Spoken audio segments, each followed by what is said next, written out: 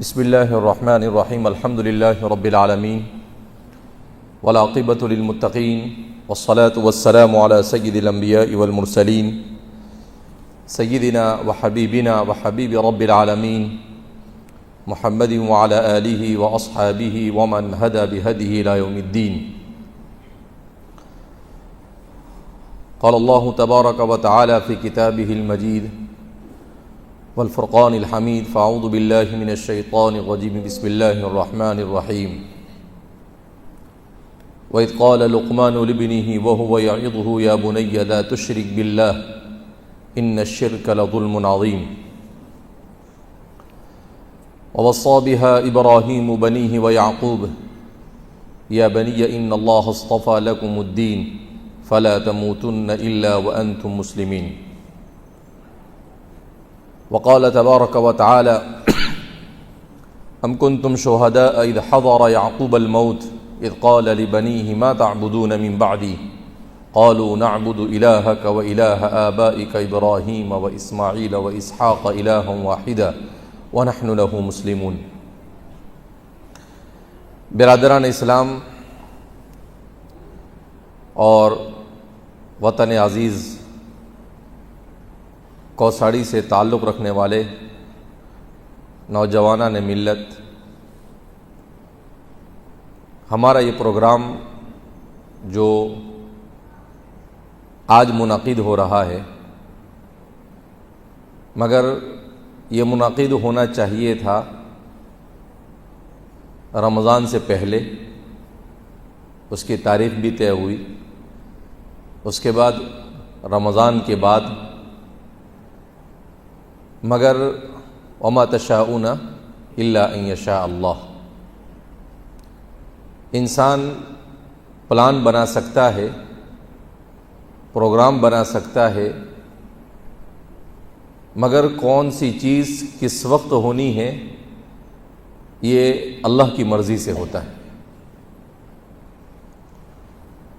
رمضان سے پہلے جب اس پروگرام کی تیاری چل رہی تھی تو والد صاحب نور اللہ مرقدہ جب بھی کوساڑی کے پروگرام کی بات آتی تو وہ پہلے کہتے تھے کہ بھئی میں کوساڑی کے پروگرام میں جاؤں گا۔ گزشتہ سال بھی والد صاحب سخت بیمار تھے، ہم نے کہا آپ نہیں جا سکتے ہیں، کہا میں کوساڑی کے پروگرام میں جاؤں۔ اس سے پہلے والے سال کسی وجہ سے والد صاحب نہیں آ سکے تو میری حاضری ہوئی۔ اس سال بھی والد صاحب کا منشا تھا کہ آپ پروگرام میں شریک ہو، اسی لیے ہم نے تاریخ آگے پیچھے کی، لیکن بہرحال کوئی نہیں جانتا ہے وما تدری نفس ماذا تکسب غدا وما تدری نفس بأی ارض تموت۔ موت اور حیات یہ اللہ کے قبضے قدرت میں ہے۔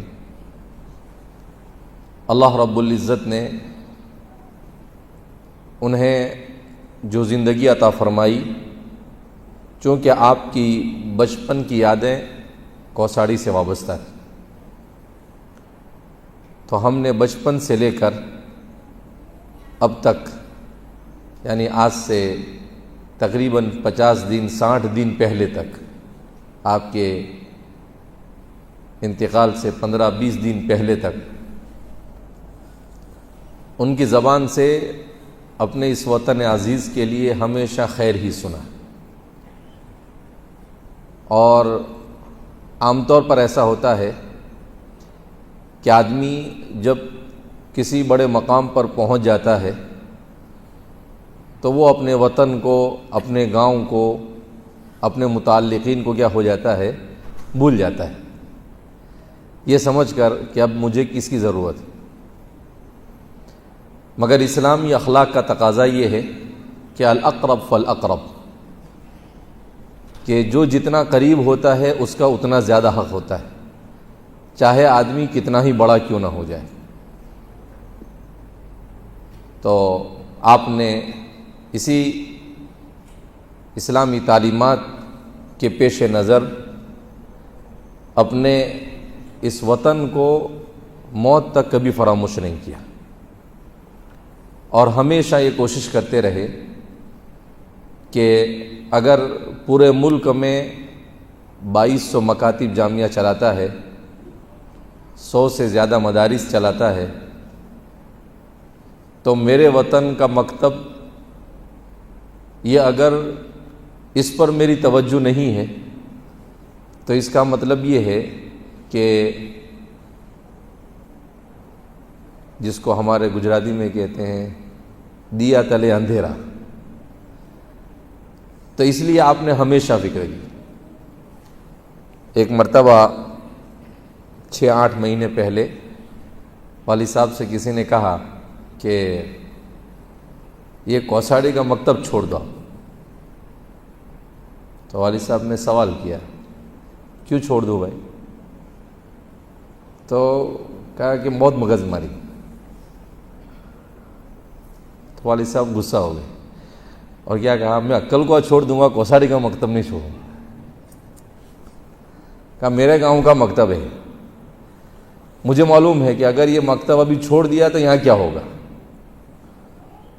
تو آپ نے یہ جملے کہے غصے میں، یعنی بالکل ایسا اس کو سیریس لیا انہوں نے۔ آپ نے کہا کہ نہیں، میرے گاؤں کا مکتب ہے، میرے گاؤں کا مکتب میری نگرانی میں اور اچھے سے چل رہا ہے اور اچھے سے چلے گا، اور موت تک میں اس کو چھوڑنے والا نہیں۔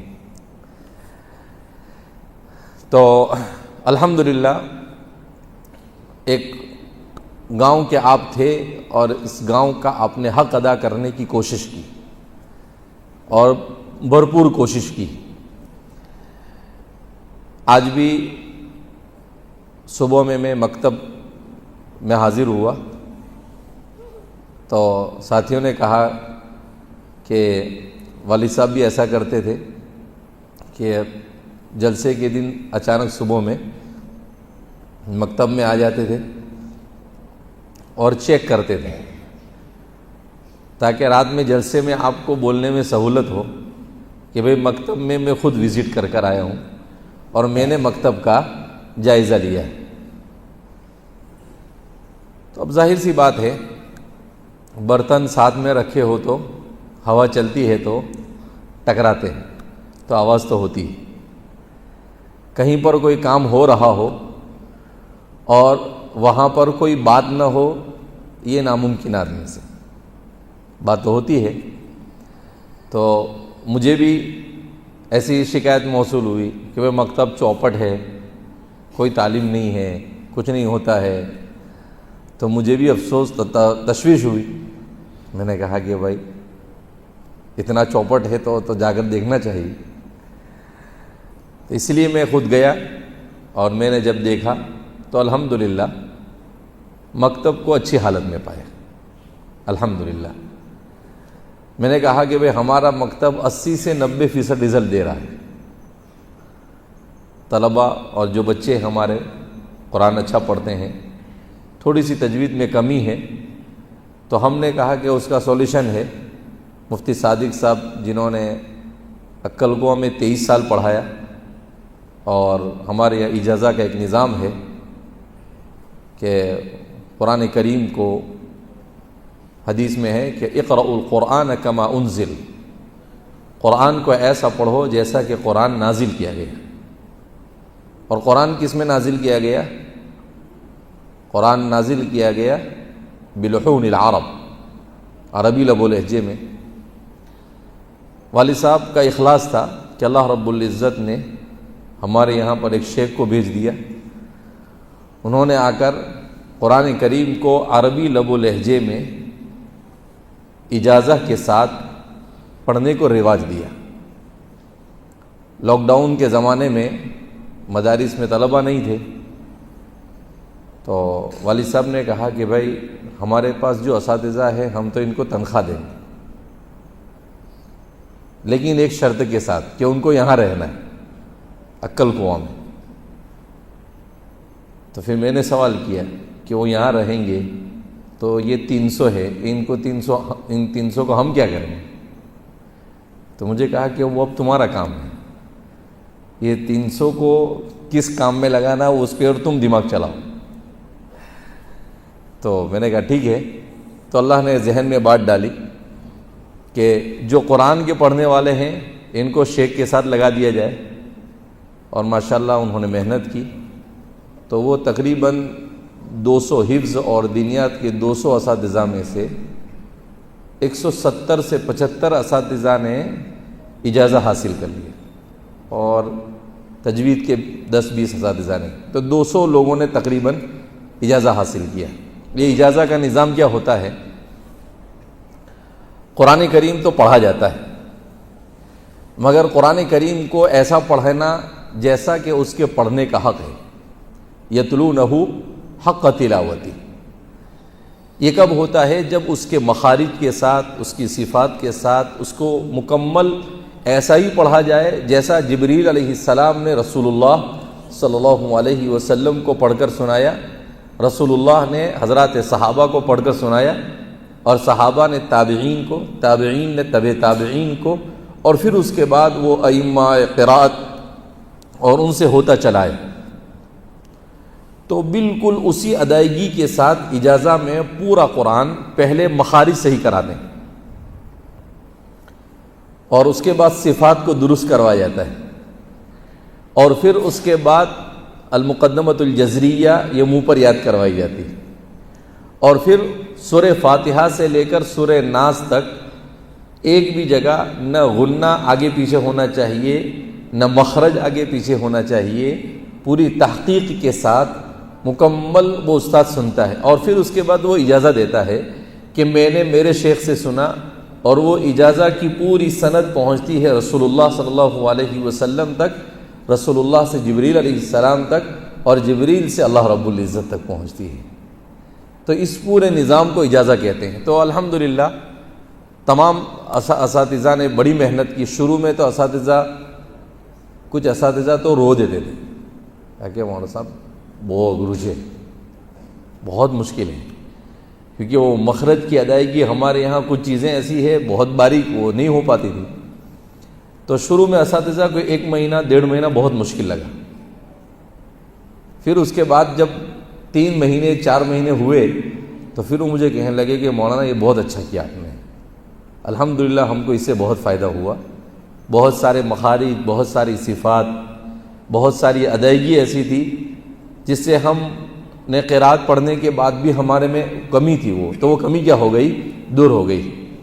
تو مفتی صادق صاحب جب اپنی کسی مجبوری کی وجہ سے یہاں آئے تو مجھے ملنے کے لیے آئے، تو مجھے پتہ چلا کہ انہوں نے اجازہ کیا ہے. تو میں نے کہا کہ بھئی آپ گاؤں میں کیا کریں گے؟ تو میں نے کہا کہ آپ کو ہمارے مکتب میں ادائیگی کو درست کرنا ہے. تو الحمدللہ آج ان کی ترتیب بنائی گئی کہ بھائی پارے عام سے لے کر ناظرہ قرآن مکمل تک جو 5 جماعتیں ہیں، ان 5 جماعتوں میں آدھا گھنٹہ آپ کے پاس یہ بچے جائیں گے اور آپ ان کے مخارج اور صفات کو درست کروائیں. اور یہ میں نے مولانا صادق صاحب سے کہا کہ بچے ایسے قرآن پڑھنے چاہیے کہ مدرسے میں پڑھنے والا بچہ اور ہمارے مکتب میں پڑھنے والے بچے میں ذرہ برابر بھی فرق آنا چاہیے نہیں، بلکہ ہمارے مکتب والا اس سے اچھا پڑھنا چاہیے انشاءاللہ. وما ذلک علی اللہ بعزیز. اور ساتھ ساتھ میں اساتذہ کو بھی ان کو میں نے کہا کہ جامعہ سے جو شیخ کے تحت جنہوں نے 10 سال سے کام کیا ہے، ایسے 1-2 استاد کو بھیجیں گے 1 ہفتے کے لیے، اور وہ آ کر اساتذہ کو بھی ٹریننگ کریں. تو اساتذہ کی بھی ٹریننگ ہوگی، طلباء کی بھی ہوگی، اور قرآن کو بہترین اس طرح سے اس کو پڑھایا جاوے کہ ہمارے پورے اطراف اور اکناف میں یہ کہا جائے کہ بھئی اچھا قرآن پڑھنا پڑھانا سیکھنا ہے تو کوساڑی شریف ام القریٰ تشریف لے جاؤ. میں نے کہا جیسے ہمارا گاؤں ام القریٰ ہے، ہمارے والد صاحب کہا کرتے تھے کہ بھئی یہ کوساڑی تو ہمارا ام القریٰ ہے. تو میں نے ایک دن پوچھا کہ ابا یہ ام القریٰ کیوں؟ تو کہا ام القریٰ اس لیے کہ یہ جتنے بھی ہمارے اورا لوگوں کے 44 کتنے دیہات ہیں، 52 دیہات ہیں. تو یہ 52 دیہات میں سے اکثر لوگوں کا کچھ نہ کچھ رشتہ کوساڑی سے ہوتا ہے. کسی کا ددیال ہوتا ہے، کسی کا ننیال ہے، کسی کے ماموں ہے، کسی کے پھوپھا ہے، کسی کے خالو ہے، کوئی نہ کوئی اس کا لنک یہاں پر کوساڑی میں ہوتا ہی ہے۔ تو یہ سب سے پرانی بستی ہے۔ ہمارے کوساڑی کے ایک بہت بڑے فاضل تھے مولانا اسماعیل کوتر، وہ اپنے کو کوثر لکھتے تھے بعد میں، تو اللہ ان کو غریق رحمت فرمائے۔ ماشاءاللہ بڑے فعال متحرک تھے۔ تو میں نے ان کو ایک ذمہ داری دی تھی کہ میرا بھائی کوساڑی کی تاریخ لکھو آپ، کہ کوساڑی کب بنا، کیسے بنا، کتنے یہاں پر ہمارے کتنی برادریاں یہاں رہتی ہے، ان برادریوں کا کیا تعلق ہے۔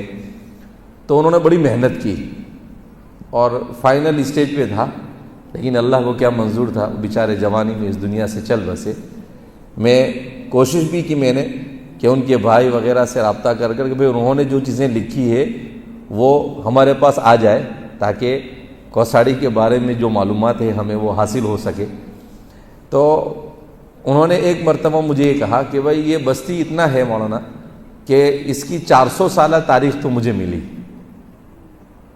انہوں نے محنت کر کر اس سے پہلے 400 سال تک کی تاریخ مجھے ملی ہے، تو کم سے کم اس بستی کی تاریخ جو ہے یہ 400 سال پرانی ہے۔ اس سے آگے کی، اس کے بعد بھی انہوں نے کچھ تحقیق کی ہوگی۔ تو بہرحال ان کے بھائی وغیرہ سے میری ابھی بھی گزارش ہے کہ ان کی لکھی ہوئی جو چیزیں ہیں گجرات کی تاریخ پر اور کوساڑی کی تاریخ پر، جو کچھ انہوں نے لکھا ہے وہ اگر ہم تک پہنچ جائے تو ہم اس کو لوگوں تک پہنچائے، کیونکہ آدمی کو اپنی تاریخ کا علم ضروری ہے۔ حضرت مولانا علی میاں ندوی نور اللہ مرقدہ فرماتے تھے کہ جو قوم اپنی تاریخ کو بھول جاتی ہے وہ اپنے مستقبل کو سنوار نہیں سکتی ہے۔ تو اس لیے اپنے مستقبل کو سنوارنے کے لیے اپنے آباء و اجداد کی تاریخ کا جاننا بھی کیا ہے، ضروری ہے، تاکہ ان کے خطوط کی روشنی میں وہ اپنے آگے کے مستقبل کو سنوار سکے۔ بہرحال تو الحمدللہ آج ہم مکتب کے اس پروگرام میں یہاں پر جمع ہوئے ہیں۔ مکتب جو ہے یہ کہنے کو آج ہمارے یہاں پر بہت معمولی سمجھا جاتا ہے کہ مکتب ہے، لیکن یہی مکتب ہمارے اور ہماری نسلوں کے ایمان کے محافظ ہیں۔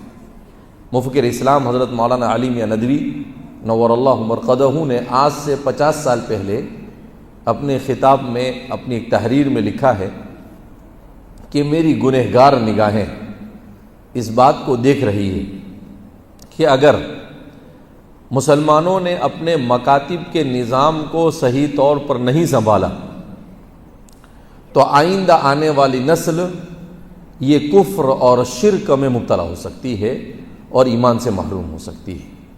لہذا میں مسلمانوں سے مؤدبانہ اور عاجزانہ التجا کرتا ہوں، گزارش کرتا ہوں کہ وہ اپنے مکاتب کو مضبوط بنائے۔ کیوں کہ مدرسے میں سچر کمیٹی کی رپورٹ کے مطابق 2% بچے جاتے ہیں، اسکول میں مسلمانوں کا 60-70% بچے جا رہے ہیں، اور مکتب کے اندر میں جو اسکول میں جا رہے ہیں اس میں سے ایک بڑا طبقہ وہ ہے جو مکاتب میں جا رہا ہے۔ دنیا کے تقریباً 32 سے 40 ملکوں کا میں نے سفر کیا۔ اس سفر میں ایک بات سامنے آئی کہ جن لوگوں کی زبان میں قرآن نازل ہوا، عربی زبان میں، جب ان لوگوں نے بھی مکاتب اور بچوں کے اوپر محنت نہیں کی تو ان کے یہاں پر بھی گھروں میں قرآن پڑھنے والا ایک آدمی نہیں ہوتا ہے۔ آج سے 15-20 سال پہلے، 20-25 سال پہلے کی بات کہ ایک مرتبہ مکہ مکرمہ میں میں قرآن کریم کی تلاوت کر رہا تھا۔ اب ہم نے جن استاد کے پاس حفظ کیا تھا وہ استاد کیا ہے، ہمیشہ بجاتے رہتے تھے، زور سے پڑھ، زور سے پڑھ، تو وہ زور سے پڑھنے کی عادت ہو گئی۔ تو مولانا ابوبکر صاحب وستان ہمارے والد صاحب کے ففیزاد بھائی، تو وہ پورا دن بجا، یعنی آپ کو چین سے بیٹھنے، زور سے پڑھنے کا۔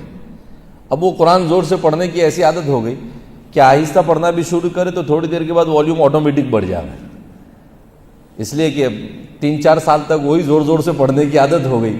تو آج بھی کوشش جلدی کنٹرول میں نہیں آتا ہے, آؤٹ آف کنٹرول ہو جاتی ہے گاڑی.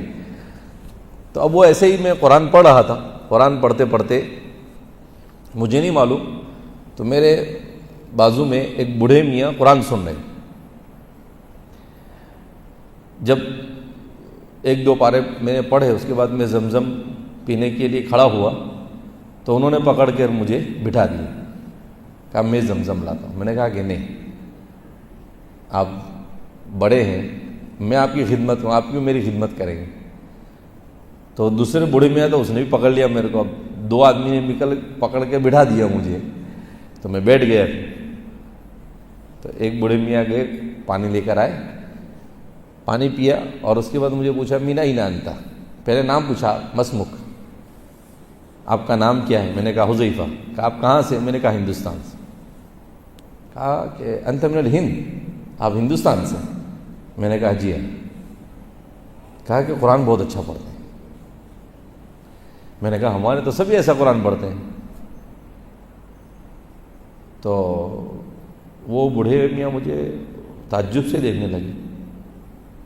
کہا کہ سب ایسا پڑھتے ہیں؟ میں نے کہا ہمارے تو سبھی قرآن پڑھتے ہیں. تو وہ تینوں بوڑھے ایک دوسرے کو دیکھ کر تعجب کرنے لگے. تو مجھے اور تعجب ہوا. تو پھر میں نے ان سے پوچھا کہ آپ لوگ کہاں سے؟ تو انہوں نے کہا کہ نحن من سوریہ, ہم کہاں سے ہیں؟ سوریہ سے. تو پھر میں نے کہا کہ ہم قرآن پڑھ رہے ہیں, اس پر آپ کو تعجب کیوں ہے؟ تو ایک جو تقریباً 65-67 سال کی عمر تھی, وہ بوڑھے میاں مجھے کہنے لگے دھیرے سے کان میں, نحن لا نعرف القراءہ, ہم کو قرآن پڑھنا نہیں آتا. کیا کہنے لگے؟ ہم کو قرآن پڑھنا نہیں آتا. تو مجھے شوق لگا. میں نے کہا انتم عرب, آپ تو عرب ہے, آپ کے لیے قرآن پڑھنا کون سا مشکل کام ہے؟ تو وہ زاروں قطار ہونے لگے. کہا کہ نہیں, مجھے بھی نہیں آتا ہے, میری بیوی کو بھی نہیں آتا ہے, میرے گھر میں کوئی قرآن پڑھنا نہیں جانتا. میں تو اب اس وقت تو بالکل ابھی فارغ ہوا تھا. تو میں نے کہا کہ آپ کے یہاں پر قرآن پڑھایا نہیں جاتا ہے؟ کہا نہیں, ہمارے یہاں تو ایسا پڑھانے کا کوئی نظام نہیں ہے. کہا مجھے میرے بچے کو پڑھانا ہے, آپ کا سنا, تو اب میں کیا کروں؟ تو میں نے کہا آپ کی مسجد میں مکتب چلتا ہوگا. اب اپنے کو کیا معلوم کہ مکتب صرف اپنے ہندوستان میں چلتے ہیں, دوسری کوئی جگہ پر چلتے نہیں ہیں, تو آپ بچے کو وہاں جا کے بٹھاؤ. کہا کہ ہمارے یہاں ایسا کچھ ہوتا نہیں ہے. اس کے بعد میں نے ان کو بتایا کہ بھئی ہمارے یہاں مکتب کیسے چلتا ہے, مدرسہ کیسے چلتا ہے. تو وہ تعجب کرنے لگے. پھر میں نے ان سے کہا کہ بھئی سوریہ کے تو بڑے بڑے علماء ہوتے ہیں. کہا کہ وہ کچھ لوگ جو عالم بن جاتے ہیں وہ بن جاتے ہیں, ورنہ عام وہاں کی حالت یہ ہے کہ اکثریت کو قرآن کی تلاوت بھی آتی نہیں. تو اس وقت مجھے قدر ہوئی ہمارے بزرگوں کی کہ اللہ جزائے خیر عطا فرما کہ یہ مکاتب کا نظام شروع کیا, تو آج ہم قرآن پڑھ رہے ہیں, ورنہ وہ اہل عرب ہو کے بھی قرآن نہیں پڑھنا جانتے. وما ربک بظلام للعبید, ہم کسی پر عذاب آئے, کسی پر تکلیف آئے, اس پر ہمیں ہرگز خوشی نہیں ہے. لیکن جو یہ 90%, 95%, 100% مسلمان ہے, اس کے باوجود بھی ان کے اوپر جو یہ پریشانی آ رہی ہے, اس پریشانی کی ایک بنیادی وجہ یہ کہ انہوں نے اللہ کی کتاب کو چھوڑ دیا, انہوں نے اللہ کے دین کو چھوڑ دیا. اور جو بھی قوم مسلمان ہونے کے بعد اپنے دین سے دور ہوتی ہے تو وہ دنیا میں عذاب میں مبتلا ہوتی ہے, اور آخرت کا عذاب اس سے بڑا ہوا ہے. لہذا ہمیں اپنے ان مکاتب کی قدر ہونی چاہیے, ان مکاتب کو مضبوط بنانے کی فکر ہونی چاہیے, ان مکاتب کو مؤثر بنانے کی فکر ہونی چاہیے. کیسے ہمارے مکاتب کا نظام مؤثر ہو. جیسے آج میں مکتب میں گیا تو جہاں پر مکتب کا رزلٹ اچھا لگا مجھے, وہاں پر ایک چیز مجھے نہیں اچھی لگی کہ مکتب میں بچے آئے ہیں, پڑھ رہے ہیں, لیکن 60-70% بچے ایسے ہیں کہ ان کا لباس, کوئی ٹی شرٹ پہن کر آیا ہے, کوئی پینٹ پہن کر آیا ہے, سر پر صرف ٹوپی ڈال دیا, تو ماں باپ کو کم سے کم اتنی فکر ہونی چاہیے کہ وہ بچہ مکتب جا رہا ہے تو مکتب تو کم سے کم اسلامی لباس میں جائے، مکتب میں تو کم سے کم کفنی ٹوپی یا کم سے کم وہ جبہ پہن کر جائے کہ بھائی دین سیکھنے جا رہا ہے۔ ہم جب اپنے بچوں کو اسکول بھیجتے ہیں تو کیسے بھیجتے ہیں؟ بالکل ایٹی کیٹی میں بھیجتے ہیں کہ بھائی اسکول کا یونیفارم یہ ہے اور اس کو نہا کر جانا ہے، سر میں تیل لگائے گا اور خوشبو لگائے گا، تھوڑا سا بڑا ہو گیا تو پرفیوم لگانا شروع کر دے گا۔ تو جب دنیا کی تعلیم کی ہمارے یہاں پر اتنی اہمیت ہے تو دین تو اس سے زیادہ ضروری ہے۔ یہاں تو ہم کو اور اچھے سے جانا چاہیے کہ بھئی کیا اللہ کا کلام پڑھنے جا رہا ہے، کلام اللہ۔ حضرت اکرمہ ابن ابی جہل رضی اللہ تعالی عنہ، وہ جب قرآن کریم کہیں لکھا ہوا پاتے تھے، جو پہلے تو قرآن پورا مکمل لکھا نہیں گیا تھا، تو وہ اس کو لیتے تھے اور کہتے تھے، اس کو چومتے تھے اور کہتے تھے ھذا کلام ربی، اس کو سر پر رہتے ھذا کتاب ربی۔ تو اللہ کے کلام کی عظمت دل میں جب کم ہو جاتی ہے تو یہ صورتحال ہوتی ہے۔ لہذا اس بنا پر ماں باپ کو بھی فکر مند ہونا چاہیے کہ ہمارا بچہ دنیا سیکھے نہ سیکھے مگر دین سیکھنا ضروری ہے، اس کا ایمان راسخ ہونا ضروری ہے۔ ہمارا بچہ موبائل میں کیا دیکھ رہا ہے اس کا بھی والدین کو علم ہونا چاہیے، ورنہ حدیث پاک میں اللہ کے رسول صلی اللہ علیہ وسلم نے ارشاد فرمایا کہ یصبح الرجل مؤمنا ویمسی کافرا، کہ آدمی صبح میں مومن ہوگا شام کو کافر ہو جائے گا، یمسی مؤمنا ویصبح کافرا، شام کو جب چارپائی پر آیا تو مومن ہوگا اور صبح ہونے تک کافر ہو جائے گا۔ تو مجھے بڑا تعجب ہوتا تھا جب بخاری شریف میں روایت پڑھانے کے لیے آئی گزشتہ سال، تو میں سوچنے لگا کہ اللہ، آدمی بستر پر پڑے پڑے کیسے کافر بنے گا؟ پھر میرا ذہن گیا، میں نے کہا کہ ہاں، آدمی موبائل میں کوئی ایسی غلط چیز دیکھ لے اور پھر اسلام کے بارے میں شک اور شبے میں مبتلا ہو جائے تو بستر پر پڑے پڑے ایمان سے نکل جائے، کہ ایسا زمانہ ہے کیا ایمان سے نکل جائے گا اور آدمی کو پتہ بھی نہیں چلے گا کہ وہ ایمان سے نکلا یا نہیں نکلا۔ اس لیے میرے بھائیو، دوستو اور بزرگوں، ہمیں اس بات کو سمجھنا ہے کہ سب سے اہم ترین چیز جس کے لیے مال بھی قربان کیا جا سکتا ہے، جان بھی قربان کی جا سکتی ہے، عزت بھی قربان کی جا سکتی ہے، وہ صرف اور صرف ایمان ہے۔ مقاصد شریعت میں امام شاطبی نے لکھا ہے کہ ایمان دنیا کی ایک ایسی چیز ہے مومن اور مسلمان کے لیے کہ اس کے لیے سب کچھ لٹایا جا سکتا ہے مگر اسے قربان نہیں کیا جا سکتا ہے۔ اور آج ہمارا مسلمان مومن ایسا ضمیر فروش ہو گیا ہے کہ تھوڑی تھوڑی چیزوں کے لیے اپنے ایمان کو بیچ دیتے ہیں، لیکن ہم یہ نہیں سوچ رہے ہیں کہ ایمان کو بیچنے کا کتنا بڑا نقصان ہم اپنے سر پر لے رہے ہیں، کیونکہ ایمان ہے تو سب کچھ ہے، ایمان نہیں تو کچھ بھی نہیں۔ لہذا سب سے پہلی چیز ہمیں اپنے ان مکاتب کو مضبوط بنانا ہے، اپنے بچوں کو پابندی سے مکاتب میں بھیجنا ہے، اور جیسے اسکول میں یونیفارم ہوتا ہے، اگر ہمارے گاؤں والے متفق ہو تو ہمیں مدرسے میں بھی یونیفارم رکھنا چاہیے کہ بھئی مدرسے میں جائے تو سفید کپڑا اور سفید کرتا اور سفید پائجامہ یا سفید جبہ اور سفید ٹوپی پہن کر جائے، تاکہ ایسا محسوس ہو باوقار طریقے سے کہ بھئی جیسے دنیا کی تعلیم میں یونیفارم ہے، ہمارے دین کی تعلیم میں بھی ہمارا یونیفارم ہے۔ لہذا ہمیں اپنے مکاتب کے نظام کو مضبوط بنانا ہے، والدین کو بھی فکر کرنی ہے، اور ساتھ ساتھ میں ہمارے معاشرے میں اس چیز کو بھی سمجھنا ہے کہ دین اور ایمان سے وابستگی کے لیے علماء سے وابستگی ضروری ہے۔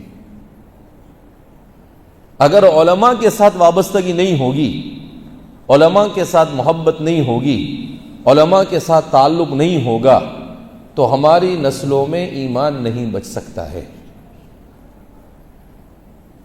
حضرت سعد بن ابی وقاص رضی اللہ تعالیٰ عنہ کے سلسلے میں ایک عجیب واقعہ مورخین نے لکھا ہے، صاحب البدایہ والنہایہ نے بھی اپنی سند کے ساتھ لکھا ہے اور امام طبری نے بھی لکھا ہے کہ حضرت سعد بن ابی وقاص رضی اللہ تعالیٰ عنہ یہ کوفہ کے گورنر تھے، کیونکہ آپ فاتح ایران تھے اور وہیں پر عراق کو بسایا گیا تھا، کوفہ کو۔ تو حضرت عمر رضی اللہ تعالیٰ عنہ کے پاس کچھ لوگ آئے اور حضرت سعد بن ابی وقاص کی شکایت کی کہ سعد نماز اچھی نہیں پڑھاتے. تو حضرت عمر کو تعجب ہوا کہ سعد بن ابی وقاص نماز اچھی نہیں پڑھاتے ہیں، جن کے بارے میں اللہ کے رسول فرماتے ہیں ارمی یا سعد فدا کا ابی و امی، کہ پوری رسول اللہ صلی اللہ علیہ وسلم کی 23 سالہ زندگی میں ایک سعدی ایسے تھے جن کو حضور نے ایسا کہا کہ میرے ماں باپ آپ پر قربان ہو، جبکہ سارے صحابہ حضور کو کہتے تھے کہ ہمارے ماں باپ آپ پر قربان ہو. کہا کہ یہ سعد نماز صحیح نہیں پڑھاتا ہے. تعجب ہوا.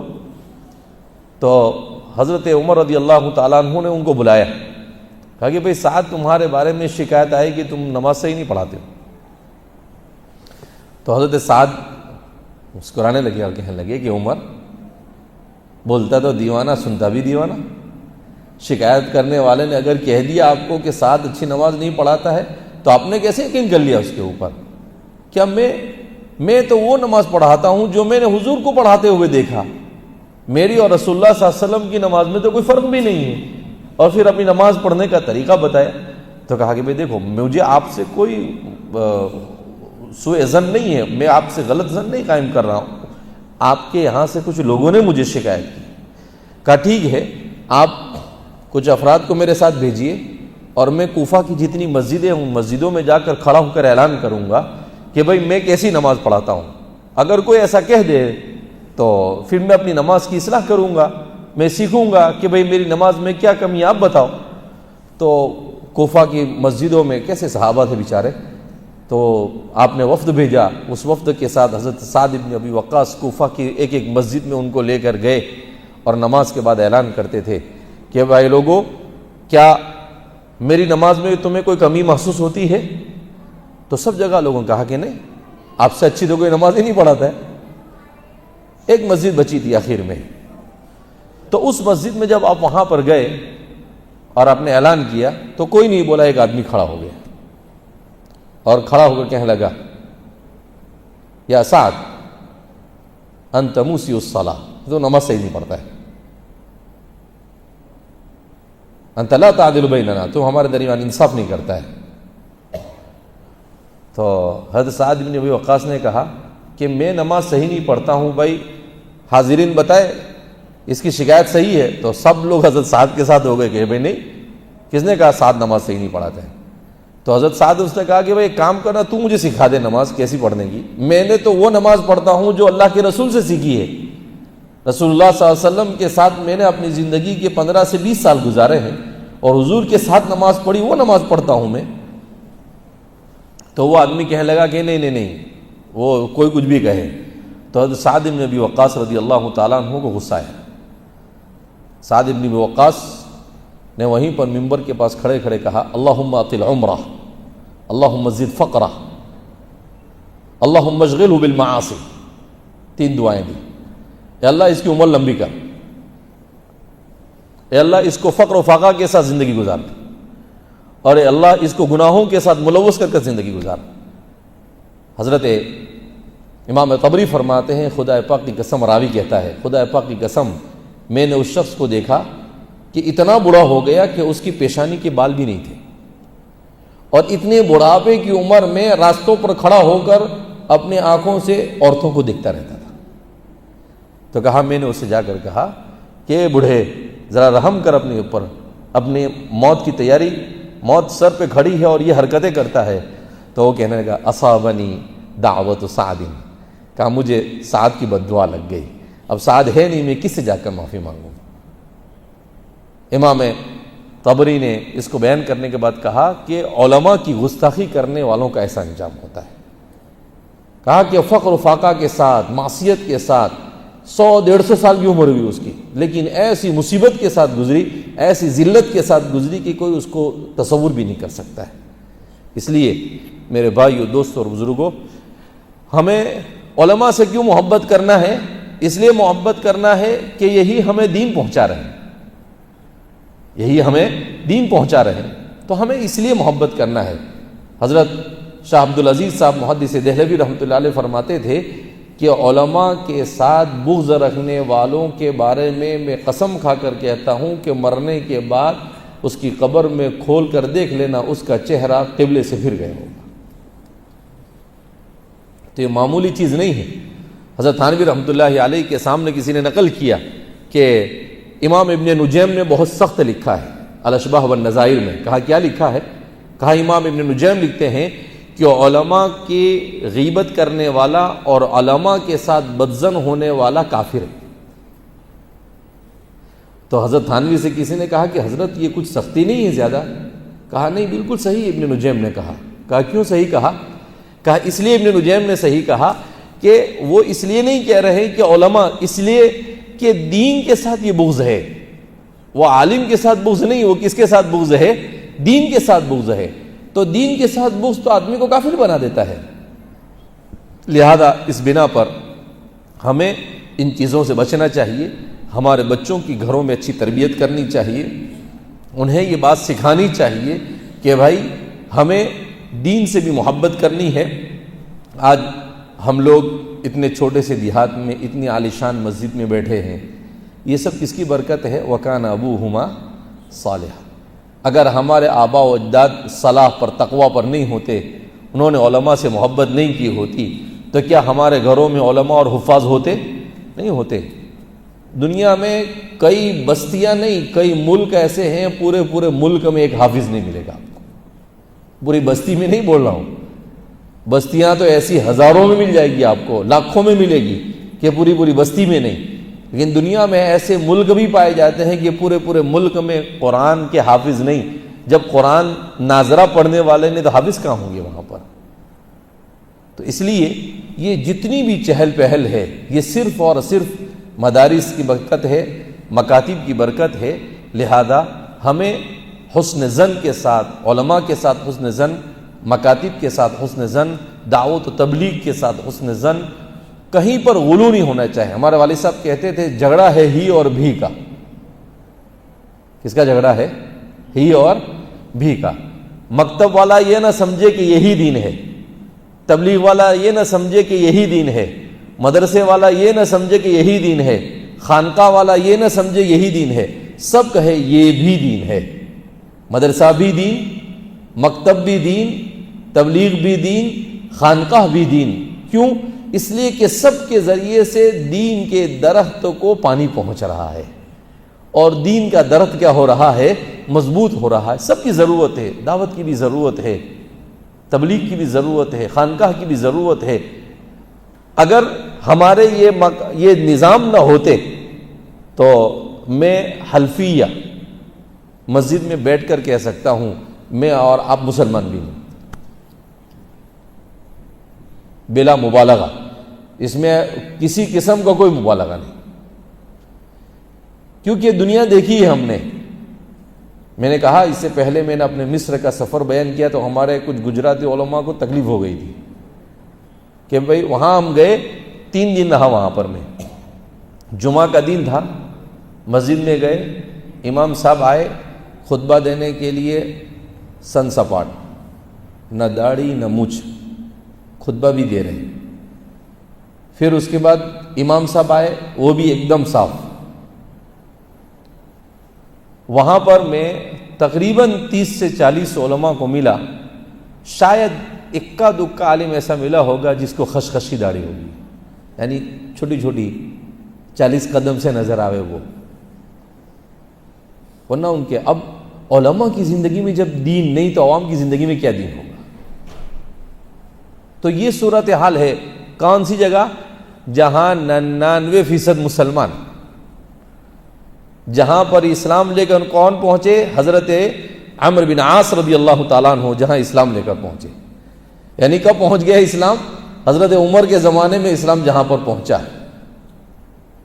تو ظاہر سی بات ہے کہ جب دین کی محنت کمزور ہو جاتی ہے اور علماء میں سے دین یہ نکل جاتا ہے تو پھر عوام سے نکلنا شروع ہوتا ہے.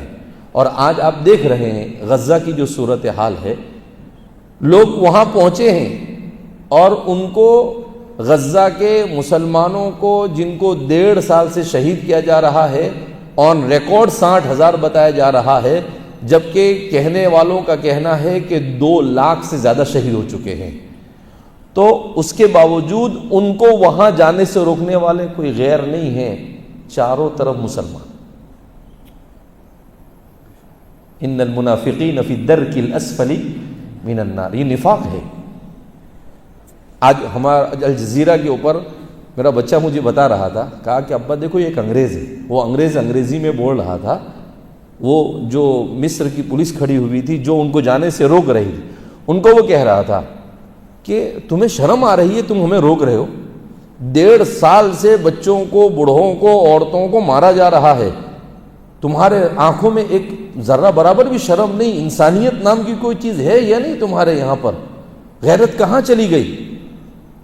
ایسا وہ کہہ رہا ہے، اور اس کے بعد بولتا ہے کہ مسلمان بھائی بہن ہیں تمہارے وہ، اور میں ابھی مسلمان ہوا ہوں، اور مجھے رونا آ رہا ہے، خون کے آنسو رو رہا ہوں میں، اور تم بازو میں بیٹھے ہوئے ہو، اور ہم اتنے دور سے آئے ہیں، برٹش سے آئے یہاں پر کہ بھئی جا کر ان کی کچھ مدد کرے، اور تم ہمیں روک رہے ہو، تم کچھ تو شرم کرو۔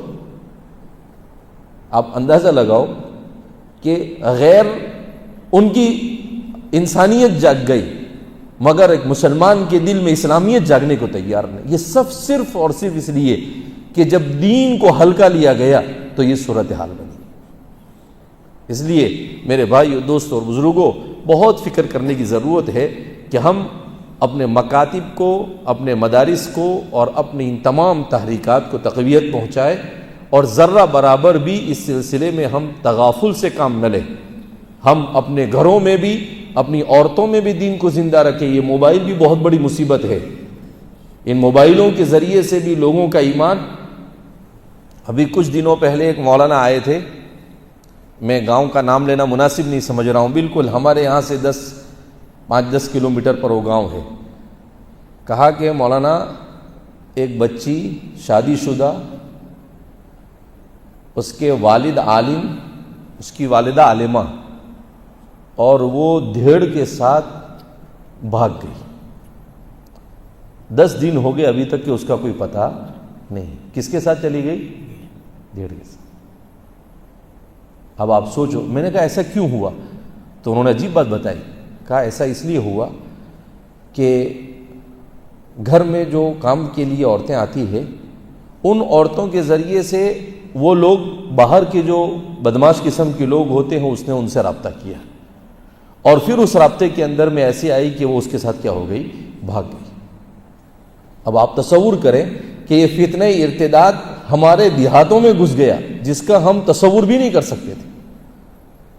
تو اگر اب بھی ہم نے اپنے بچوں کی تربیت پر توجہ نہیں دی تو اللہ کے یہاں پر ہمیں کیا جواب دینا ہوگا؟ میں نہیں سمجھتا ہوں کہ ہمارے پاس کوئی جواب۔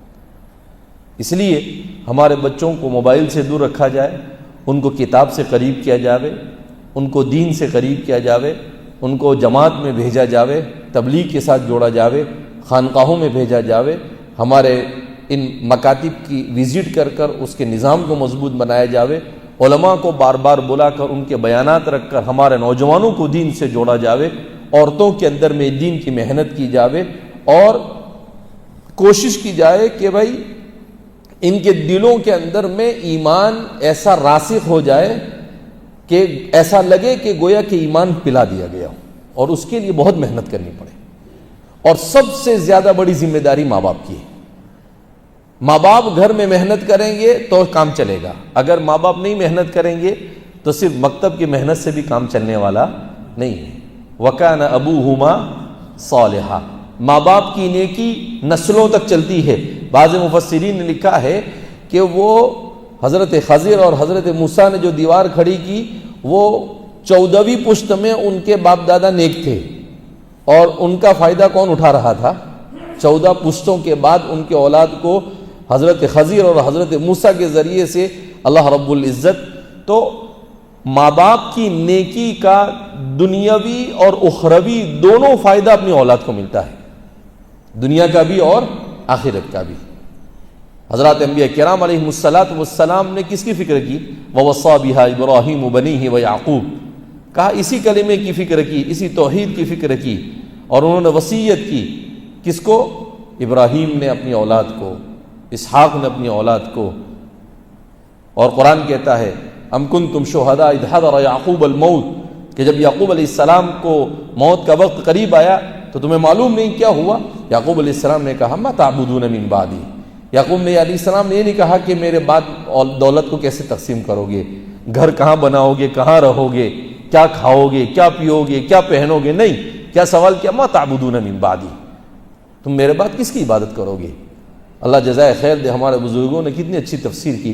قالوا نعبد الہک و الہ آبائک ابراہیم و اسماعیل و اسحاق الہا واحدا. کہا ہم عبادت کریں گے. حکیم الامت مجدد ملت حضرت تھانوی رحمۃ اللہ علیہ نے کہا کہ انہوں نے ایسا کیوں، قرآن نے یہ کیوں نقل کیا؟ قالوا نعبد الہک و الہ آبائک ابراہیم و اسماعیل و اسحاق الہا واحدا. یہ سیدھا سیدھا کہتے قالوا نعبد الہا واحدا، شارٹ کٹ میں کام ہو جاتا. ایسا کیوں کہا؟ کہا اس سے یہ بات سمجھائی اللہ نے کہ الہ واحد کی عبادت ہوگی، اور الہ واحد کی عبادت کے لیے ضروری ہے سلف صالحین کی اتباع. اسی لیے حضرت مولانا امام اہل سنت والجماعت حضرت مولانا سرفراز صفدر خان صاحب صفدر، انہوں نے عجیب بات لکھی ہے.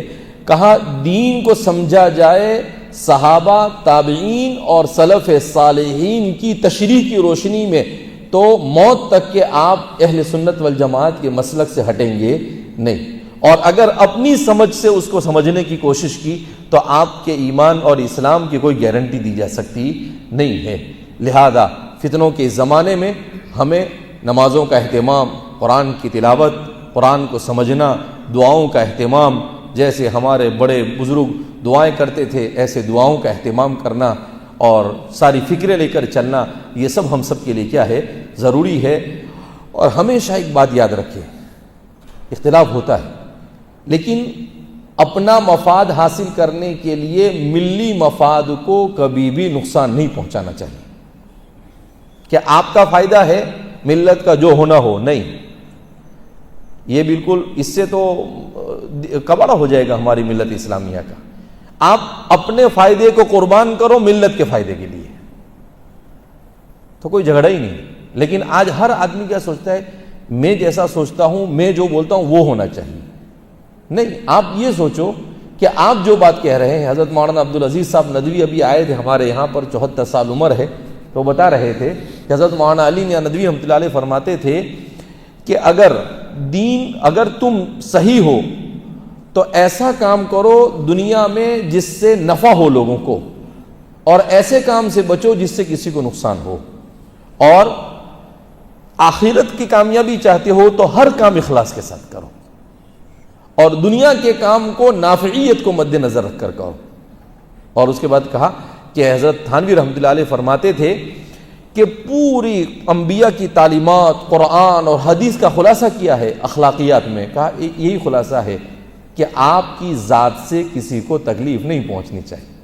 اور آج ہم کتنی تکلیف ایک دوسرے کو پہنچا رہے ہیں، ہم سوچیں.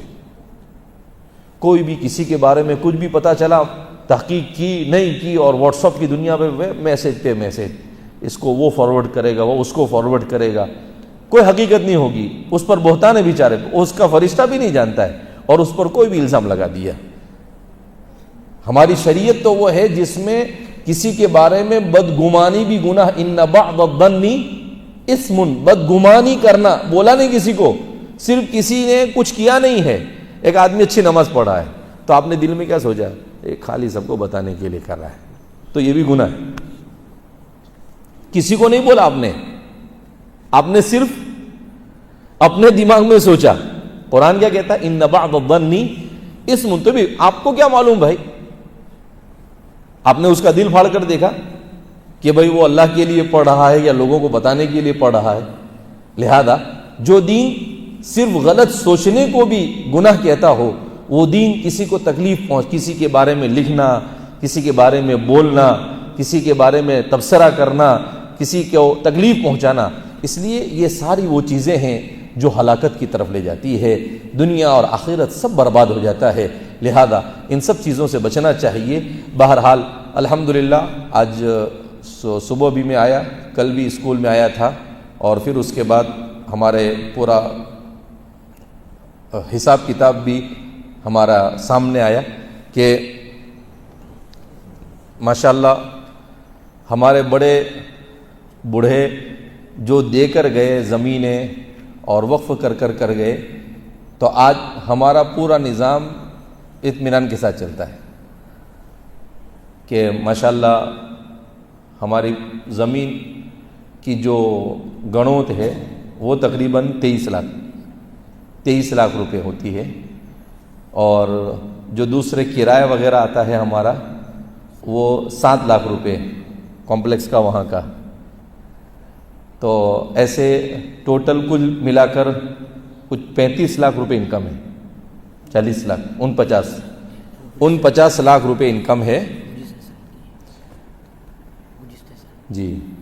تو ماشاءاللہ 23,74,350 روپے یہ مسجد اور مدرسے کی جو زمین کے جو کرایہ پر دی جاتی ہے اس کی انکم ہے، اور مسجد مدرسے کا جو کرایہ وغیرہ ہے وہ 7,65,100 روپے اس کی انکم ہے.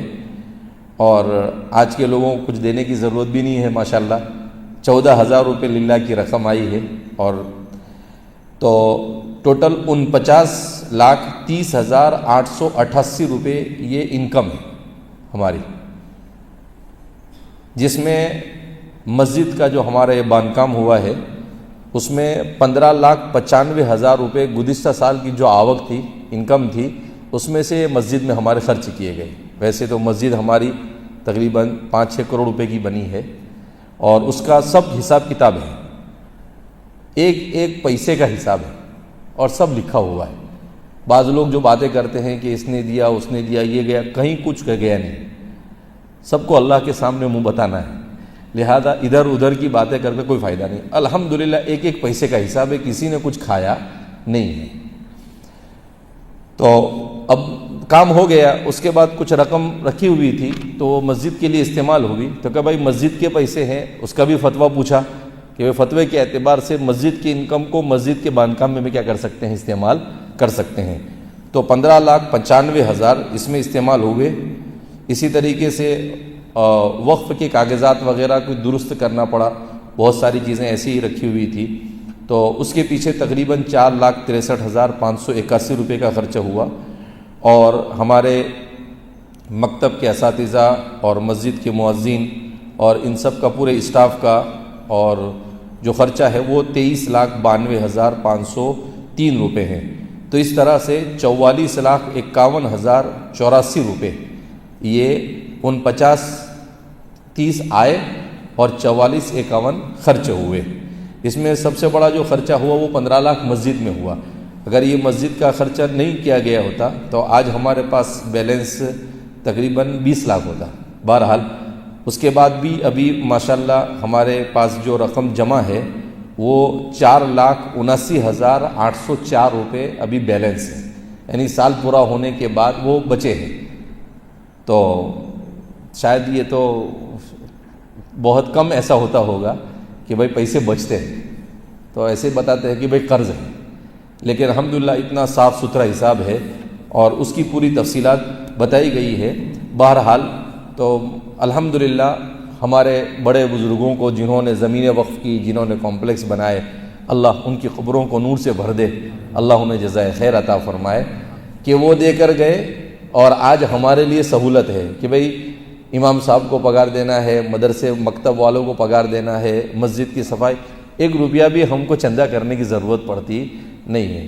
ورنہ آپ دیکھیں گے مسجدوں میں جمعہ کے دن رومال پھیرایا جاتا ہے، کہیں پر گلے لگائے جاتے ہیں، ہم کو کچھ کرنے کی ضرورت نہیں. یعنی وہ ہمارے بوڑھے جو تھے وہ اپنی تو آخرت بنا گئے، لیکن ہماری دنیا میں بھی کہا کہ بھائی تمہارا دین ہی بچانا، خالی مدرسے مسجد میں تو نہیں بھی دے گا تو چلے گا، لیکن اپنا اور اپنی نسل کا ایمان ہی بچا لینا. لیکن بہرحال ہمیں پھر بھی فکر کرنی چاہیے. بہرحال اللہ رب العزت ہمارے ان تمام ذمہ داروں کو بھی جزائے خیر عطا فرمائے، اور بالکل صاف ستھرا حساب چلتا ہے، کسی قسم کی کوئی پریشانی. આજે ગણોટ આવી રહી છે, કયા વર્ષની ગણોટ આવી રહી છે? جی 2025ની ગણોટ જે છે, જે જમીન હરાજ થઈ છે એ ગણોટ આ 2025માં આવે, એટલે હવાથી એ ગણોટ ચાલુ થઈ જાય. جی یعنی گزشتہ سال کا حساب جو آپ کے سامنے ابھی پیش کیا گیا ہے، کیونکہ ہمارا جلسہ 3-4 مہینے لیٹ ہوا اس وجہ سے. اب اس سال جو 2025 کا جو زمین کا کرایہ ہے وہ اب شروع ہوگا آنا. تو الحمدللہ انکم اس طرح سے جنریٹ ہو رہی ہے کہ نظام ہمارا چل رہا ہے، اور اس کے بعد بھی بچ جاتا ہے تو ایسا کوئی نہ کوئی کام ہے تو اس میں کیا ہو جاتا ہے، کام لگ جاتا ہے الحمدللہ۔ اس کے بعد بھی ہمارے جو نوجوان تاجر ساؤتھ افریقہ وغیرہ میں ہے، جب بھی گاؤں میں کسی چیز کی ضرورت ہوتی ہے تو وہ فوراً گاؤں کی ضرورتوں کو پورا کرتے ہیں۔ بہرحال میں نے آج دوپہر میں بھی کہا کہ بھئی دولت آتی ہے تو یہ شر کو لے کر آتی ہے، تو دولت آئی ہے مگر یہ دولت شر کے ساتھ نہ آئے اس کی فکر کرنی ہے کہ ہمارا پیسہ اچھی جگہ خرچ ہو۔ دولت آنے کے بعد ایسا نہیں کہ آدمی غلط راستے پر چلا جائے، غلط طریقے کو اختیار کرے، اپنی اولاد کو غلط راستے پر ڈال دے، تو اس کی بہت فکر کرنے کی ضرورت ہے۔ اللہ کے رسول نے فرمایا انی لا اخاف علی امتی الفقر انما اخاف علیہم الغنی، مجھے میری امت پر فقیری کا ڈر نہیں، مالداری کا ڈر ہے کہ ان کے پاس پیسہ آئے گا تو یہ بگڑ جائیں گے۔ قارون کے بارے میں آپ نے سنا ہے، قارون کیا تھا معلوم؟ حافظ التورات، مورخین نے لکھا ہے، مفسرین نے، کہ تورات کا حافظ تھا۔ وہ کیا تھا؟ تورات کا حافظ تھا، لیکن دولت آئی۔ دولت آنے کے بعد اس میں دو خرابی آئی۔ ایک خرابی تو یہ آئی کہ وہ یہ کہنے لگا کہ بھئی میں زکوٰۃ وغیرہ دینے والا نہیں۔ موسیٰ علیہ السلام نے کہا بھئی زکوٰۃ تو دینی پڑے گی، اس نے زکوٰۃ سے انکار کیا۔ جب موسیٰ علیہ السلام نے اسے زکوٰۃ کا مطالبہ کیا تو پھر اس نے ایک فاحشہ عورت کو کھڑا کیا کہ تو موسیٰ علیہ السلام پہ الزام لگا کہ علیاذ باللہ موسیٰ علیہ السلام نے میرے ساتھ غلط حرکت کی۔ تو اللہ کی غیرت، اللہ نے کہا کہ میرے نبی کو اتنے بڑے الزام نبی کے اوپر لگایا جائے، اسی لیے اس کو بھی گستاخ علماء میں ہمارے علماء نے لکھا اس واقعے کو بھی۔ تو اللہ نے کہا کہ بھئی اس کو اس کے ساز و سامان کے ساتھ زمین کے اندر میں کیا کر دیا گیا؟ دھسا دیا گیا۔ تو لہذا اس بنا پر دولت آنا یہ برا نہیں ہے، لیکن دولت آنے کے بعد دین سے دور ہونا اور اسی دولت کے گھمنڈ میں مبتلا ہو جانا یہ بہت بری چیز ہے۔ اس لیے ہمارے علماء کو اور سب لوگوں کو اس کی فکر کرنی چاہیے کہ اللہ کرے کہ دولت یہ آئے مگر یہ دولت بھلائی کے ساتھ آئے۔ اس کے لیے آدمی اسراف سے بچے، تبذیر سے بچے، شادیوں میں بڑے بڑے خرچے نہ کرے، گھومنے پھرنے میں آدمی زیادہ خرچ نہ کرے، اسی طریقے سے فضول چیزوں کے اندر میں خرچ کرنے کے بجائے ملت کے لیے، دین کے لیے اور اپنے آخرت کے لیے خرچ کرنے کی فکر کرے۔ اللہ رب العزت ہم سب کو صحیح معنی میں اسلام کے ساتھ وابستگی نصیب فرمائے، ہماری اور اپنی نسلوں کے ایمان کو ہمیں موت تک ہم کس طریقے سے لے جائے اس کی فکر کرنے کی توفیق مرحمت فرمائے۔ اللہ ہر قسم کی فتنوں سے ہماری حفاظت فرمائے۔ اللہم صلی علی۔ ہاں، اساتذہ کی تنخواہ کا 1,000 روپے کا اضافہ کیا جاتا ہے۔ ماشاءاللہ ہمارے اطراف اور اکناف میں جتنے مکاتب اس میں سب سے اچھی تنخواہ کوساڑی کی، اور ہم یہ چاہیں گے کہ بھئی اور اچھی تنخواہ ہو۔ جب تعلیم اچھی ہوگی تو تنخواہ بھی اچھی ہوگی، اس لیے کہ ہماری انکم بھی اچھی ہے، تبھی اس کو جو انکم ہو رہی اس کو جمع کر کے کہیں تو لے جانا نہیں ہے۔ تو ہمارے ایک ساتھی کہنے لگے کہ مول صاحب ابھی تو تنخواہ بڑھائی، تو دوسرے ساتھی سے میں نے پوچھا، بولا کہ کب بڑھائی؟ تو بولے مول صاحب 8-9 مہینہ تھے گیا، اکتوبر میں بڑھا، تو ان کو 1 سال ہو گیا وہ، تو وہ گزشتہ سال کے حساب میں گئی، لہذا اب جو بڑھے گی وہ اس سال کے حساب میں بڑھے گی۔ تو اس لیے علماء کو آدمی ایسا بے فکر کر دے کہ بھائی وہ اپنی پوری توجہ ہماری نسلوں کی تربیت کی طرف متوجہ کر دے کہ بھائی وہ پڑھے، وہ ان کی فکر کرے۔ تو ظاہر سی بات ہے کہ جیسے مہنگائی دوسرے لوگوں کے لیے ویسے علماء کے لیے بھی ہے، تو اس میں خوش ہونا چاہیے۔ بہرحال اللہ رب العزت ہمارے بڑے بزرگوں کی بڑی یاد آتی ہے، اللہ ان کو جزائے خیر عطا فرمائے کہ انہوں نے کتنا آسان کر دیا ہمارے لیے، کہ بالکل آسانی کے ساتھ بغیر کسی ٹینشن کے ہمارا کام کیا ہو رہا ہے، چل رہا ہے۔ ہاں، کوئی زبردستی ٹینشن پیدا کرے وہ اس کا اپنا کام ہے، باقی کوئی ٹینشن کا ہمارے مدرسہ، مکتب، مسجد میں کسی قسم کی فکر کرنے کی ضرورت ہے نہیں۔ اللہ رب العزت ہم سب کو صحیح سمجھ عطا فرمائے۔ کچھ اللہم صلی علی سیدنا و نبینا و شفیعنا و سندنا مولانا محمد مبارک وسلم۔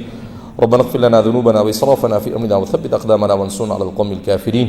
اللهم انك عفو كريم ملك تحب العفو فاعف عنا يا كريم۔ اللهم اغفره وارحمه وسكنه في الجنة، اللهم اجعل قبره روضة من رياض الجنة، اللهم اغفرهم وارحمهم وسكنهم في الجنة، اللهم اجعل قبورهم رياض من رياض الجنة۔ اللهم اغفر ذنوبنا وامح عيوبنا واستر عوراتنا وآمن روعاتنا. اللهم علمنا بما ينفعنا وانفعنا بما علمتنا وارزقنا علما نافعا. اللهم إنا نعوذ بك من الفتن ما ظهر منها وما بطن.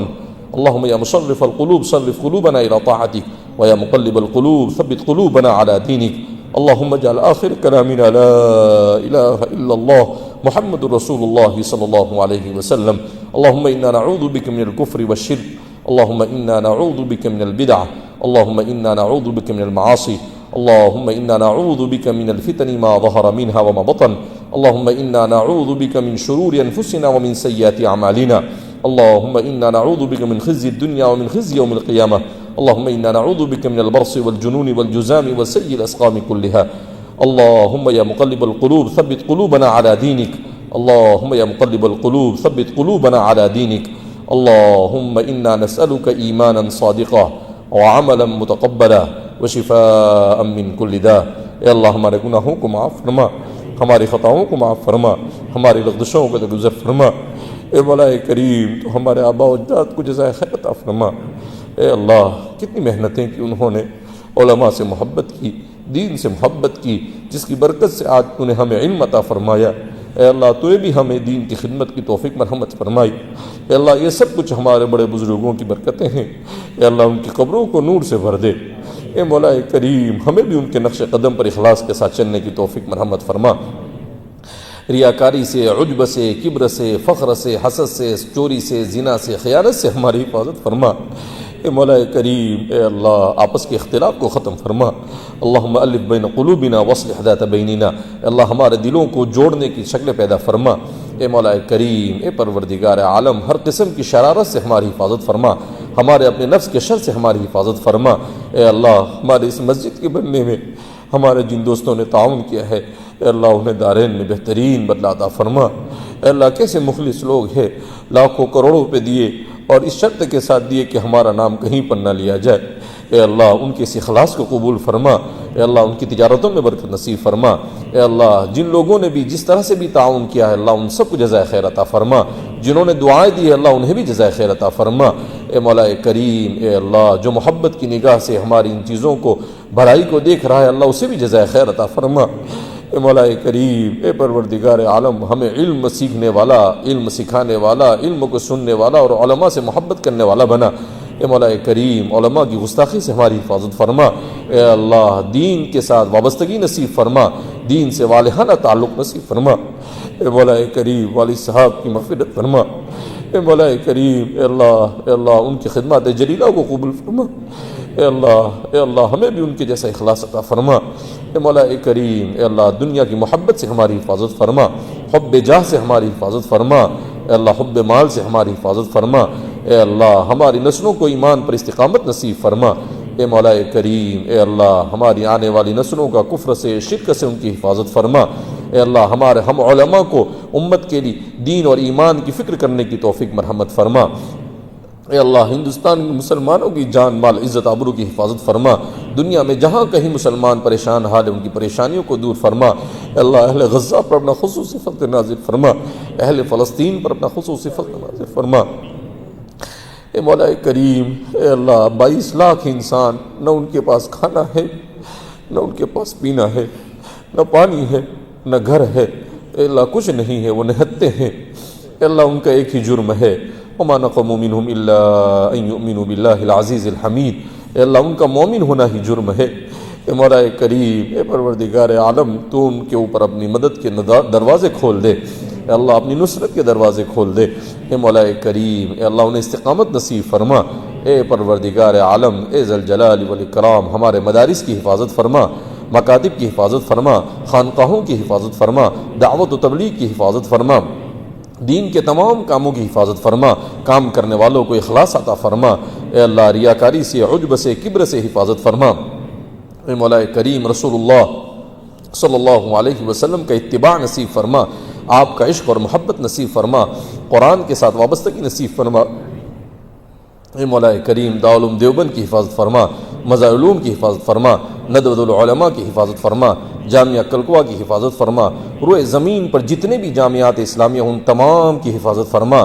اے اللہ اے پروردگار عالم ہمارے اداروں کو استقامت نصیب فرما، اے مولا کریم ان کی ضرورتوں کو اپنے خزان غیب سے پورا ہونے کی شکل پیدا فرما، اے اللہ مخلص مخیرین عطا فرما، اے اللہ ہمارے ان اداروں کا تعاون کرنے والوں کو دارین میں بہترین بدلہ عطا فرما، اے پروردگار عالم حاضرین مجلس کی مغفرت فرما، سب کی جائز تمناؤں کو پورا فرما، سب کی اولادوں کو اپنی آنکھوں کی ٹھنڈک بنا، اے مولا کریم اے اللہ جن کی اولاد نافرمان ہے انہیں فرما بردار بنا، اے اللہ جو روزی روٹی سے پریشان ہیں انہیں حلال روزی وسعت کے ساتھ عطا فرما، اے مولا کریم جنہیں مال عطا کیا ہے انہیں خیر کے راستے میں خرچ کرنے کی توفیق مرحمت فرما، اے مولا کریم مال کے آنے کے بعد شرکشی اور طغیانی سے حفاظت فرما، اے پروردگار عالم حضرت عثمان غنی جیسی جود و سخا عطا فرما، اے اللہ قارون اور فرعون جیسے مال آنے کے بعد شرارت سے ہماری حفاظت فرما، اے پروردگار عالم ہم نے جو مانگا عطا فرما، جو مانگنے سے رہ گیا وہ عطا فرما، ہم نے اپنے اعتبار سے مانگا تو اپنے شائن نشان عطا فرما، ہماری دعاؤں کو نبی کریم